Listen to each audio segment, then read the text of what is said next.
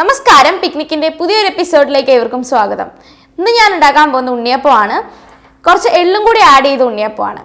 അത് നമുക്ക് എങ്ങനെ പെട്ടെന്ന് വളരെ എളുപ്പത്തിൽ വീട്ടിൽ തയ്യാറാക്കാമെന്ന് നോക്കാം. അതിനോടൊപ്പം ഈ ചാനൽ സബ്സ്ക്രൈബ് ചെയ്യാൻ ആരും മറക്കരുത്. അപ്പോൾ നമുക്ക് നേരെ വീഡിയോയിലേക്ക് പോകാം.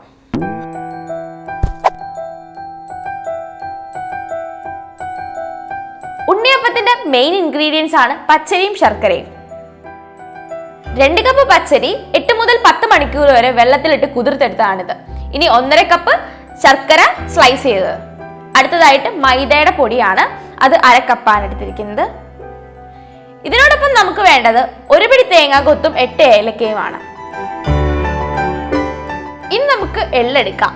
എള്ള് നമുക്ക് ആവശ്യമുണ്ടെങ്കിൽ ചേർത്താൽ മതി. ഇതിപ്പോൾ എൻ്റെ കയ്യിൽ എള്ളുണ്ട്, അതുപോലെ തന്നെ എള്ളിട്ട് ഉണ്ണിയപ്പമാണ് റെഡിയാക്കുന്നത്, അതുകൊണ്ട് ചേർത്തന്നേ ഉള്ളൂ. എള്ളും അതോടൊപ്പം നമുക്ക് വേണ്ടത് ജീരകവുമാണ്. അതിനോടൊപ്പം തന്നെ പാളയംകോടിന്റെ പഴം എടുത്തിട്ടുണ്ട്. ഇത് ചെറുതായതുകൊണ്ട് 6 എണ്ണം എടുത്തിരിക്കുന്നു.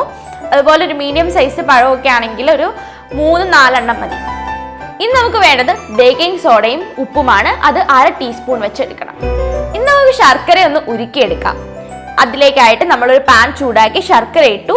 അതിനുശേഷം 1/2 കപ്പ് വെള്ളം ഒഴിച്ചു കൊടുത്തിട്ടുണ്ട്. ശർക്കര ഉരുകി വരുന്നവരെ നമ്മൾ ഇളക്കിക്കൊണ്ടേ ഇരിക്കുക. ഇനി നമുക്ക് തേങ്ങാക്കൊത്ത് വറുത്തെടുക്കാം. അതിനായിട്ട് ഒരു പാനിലേക്ക് അല്പം നെയ്യ് ഒഴിച്ച് അതിലാണ് ഞാൻ വറുക്കുന്നത്. ആദ്യം നമ്മൾ തേങ്ങാക്കൊത്ത് ഇട്ട് കൊടുത്തു. ഈ തേങ്ങാക്കൊത്തൊന്ന് ബ്രൗൺ കളറായി വരുമ്പോഴേക്കും നമുക്ക് നേരത്തെ എടുത്തു വെച്ചിരുന്ന എള്ളിട്ട് കൊടുക്കാം. ഇനി നമുക്ക് നേരത്തെ എടുത്തു വെച്ചിരുന്ന 2 കപ്പ് പച്ചരി അരച്ചെടുക്കണം. അതിനായിട്ട് ഈ പച്ചരി ഒരു മിക്സിയുടെ ജാറിലേക്ക് ഇടുന്നുണ്ട്.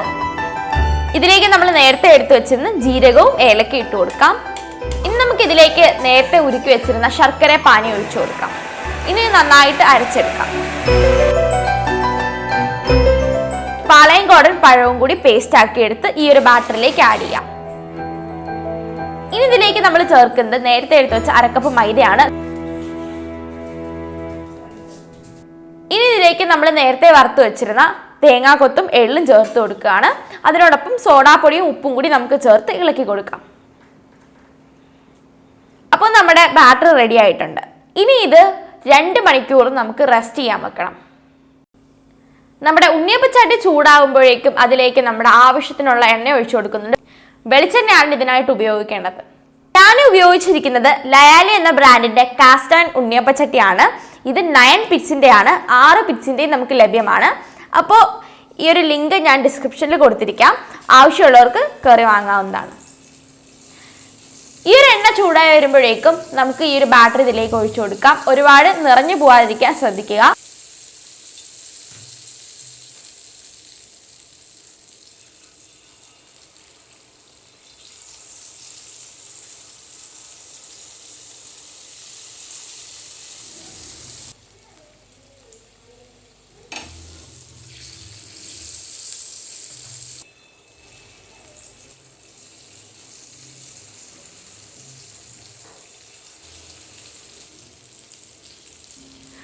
ഒരു സൈഡ് വെന്ത് വരുമ്പോഴേക്കും അതിന് നമുക്ക് ചെറിയൊരു സ്റ്റിക്ക് ഉപയോഗിച്ച് തിരിച്ചിടാവുന്നതാണ്. ചെറിയൊരു ലൈറ്റ് ഗോൾഡൻ കളറായി വരുമ്പോഴേക്കും ഇതെടുത്ത് മാറ്റണം, അല്ലെങ്കിൽ അടിഭാഗം കരിഞ്ഞു പോകാൻ സാധ്യതയുണ്ട്. അപ്പോൾ നമ്മുടെ രുചികരമായിട്ടുള്ള എള്ള് ഉണ്ണിയപ്പം ഇവിടെ തയ്യാറായിട്ടുണ്ട്. ഇനി നമുക്കിത് സെർവ് ചെയ്യാവുന്നതാണ്.